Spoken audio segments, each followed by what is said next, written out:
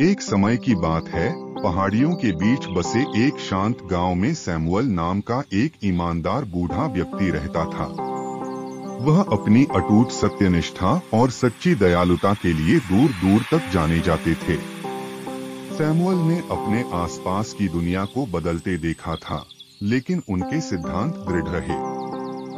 हर सुबह सैमुअल अपने बगीचे से ताजी सब्जियों से भरी एक छोटी गाड़ी लेकर गांव के चौराहे पर जाता था।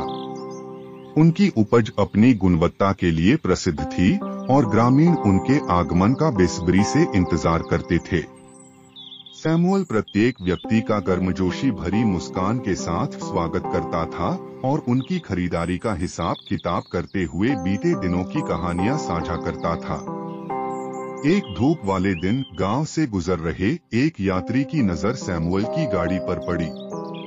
बूढ़े व्यक्ति की प्रतिष्ठा से प्रभावित होकर यात्री ने बातचीत शुरू की।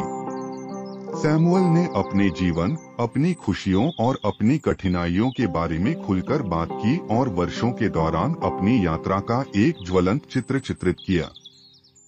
जैसे ही वे बात कर रहे थे, यात्री ने बताया कि वह एक कलाकार था जो अपनी अगली उत्कृष्ट कृति के लिए प्रेरणा तलाश रहा था। सैमुअल ने बिना किसी हिचकिचाहट के यात्री को कुछ समय के लिए गांव में रुकने के लिए आमंत्रित किया। उन्होंने अपनी साधारण झोपड़ी को आश्रय स्थल के रूप में पेश किया, इस बात पर जोर देते हुए कि उनका एकमात्र अनुरोध कलाकार से कुछ ऐसा चित्रित करने का था जो सच्चाई और ईमानदारी के सार को दर्शाता हो। सैमुअल की सच्ची भावना से प्रभावित होकर यात्री सहमत हो गया।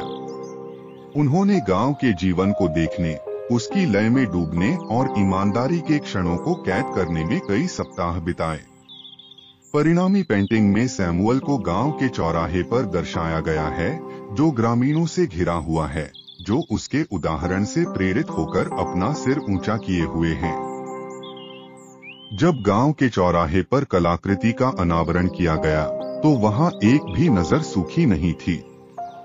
यह पेंटिंग सैमुअल के चरित्र का सार, उसकी ईमानदारी और उसके आसपास के लोगों पर उसके गहरे प्रभाव को दर्शाती हुई प्रतीत होती है।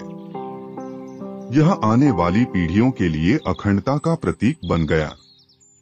सैमुएल की ईमानदारी के सरल कृत्यों का ऐसा प्रभाव पड़ा जिसने गांव के बाहर भी लोगों के जीवन को प्रभावित किया।